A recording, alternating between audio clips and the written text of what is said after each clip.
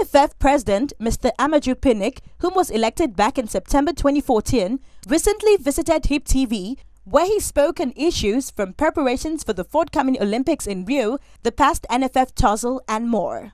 He starts by telling us how far preparations for the Olympics has gone and also cleared the air on funds for the Nigerian Olympic team. I'm not going to deliberate on whether governments release funds or not for the preparation.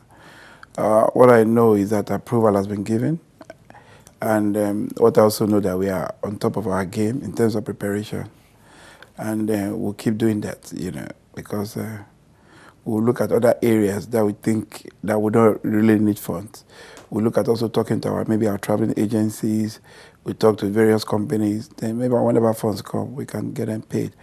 But we don't want to use that as an excuse for anything, because the Olympics is very key to us, and we want to see how we can make a meaning out of it during the Olympics in Brazil. We are doing our best in trying to get a solid preparation, something reminiscent of the 1996 preparation that led to our winning gold medal.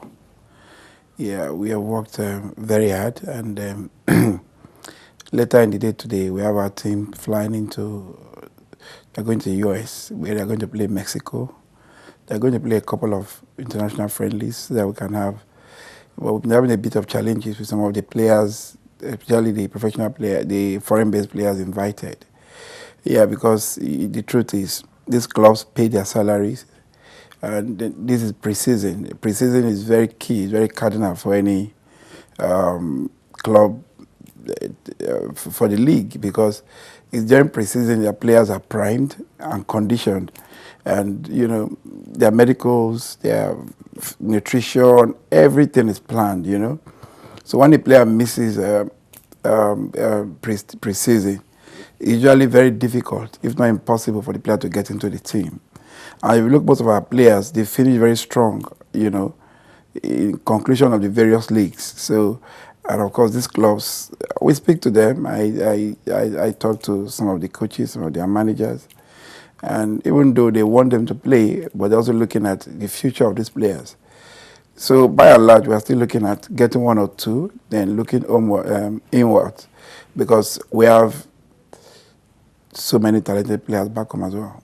He also spoke on the past NFF crisis and the present state of the football body. No, seriously, if I'm my way, I don't want to discuss. I don't want to celebrate people that doesn't need to be celebrated. I don't want to give prominence to people that are looking for it, albeit for very negative reasons.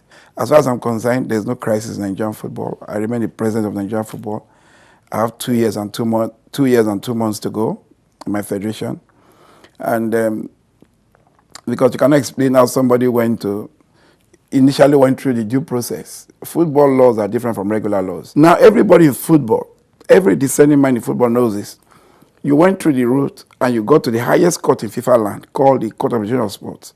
Your case was shoved away, it was thrown out. And you came back and you went to your backyard in Jos and got a judgment. The judgment did not even say at that point that I should be removed. Even the Nigerian law is clear on that you cannot remove somebody. The Supreme Court has come out countlessly to say that when the person is not joining the case. I'm not a lawyer, but I know what I'm talking about. I wasn't joining the case. It was the case between certain people and against the former president. So the by and large of it, now the House of Reps even waded in and called and said, okay, you decided flagrantly to disobey the House of Reps, a very highly revered body like that. And they came out and said, listen, this is the president, you should be supported. He lets us in on the process of hiring a new foreign coach for the Nigerian Super Eagles and how the NFF intends to raise its funds. But the good news about even us employing a coach right now is that to a very large extent, to like a 90% possibility, we have a company now. And that's what we've been doing in the last 3 months. That we pay the salary of a coach, that we want to. I cannot tell you emphatically that we're getting a foreign coach. We're not going back on that. He finally speaks on the demise of the late Stephen Keshi and Amadou Shuaibu. It's unfortunate these two gentlemen that contributed immensely to the growth and development of the game passed at a very critical point. And on our part, we've done everything and we are doing everything to make sure they get befitting burials and life after their burial with their families. We're also looking at that. We're taking that even more seriously than the burial. You know, I've had discussions with the Keshi's family. I've had discussions with the Amodu's family, and let's see what we can do. You know, things are really tight and difficult, but they are superheroes, so they should be treated as such, even in death and after death.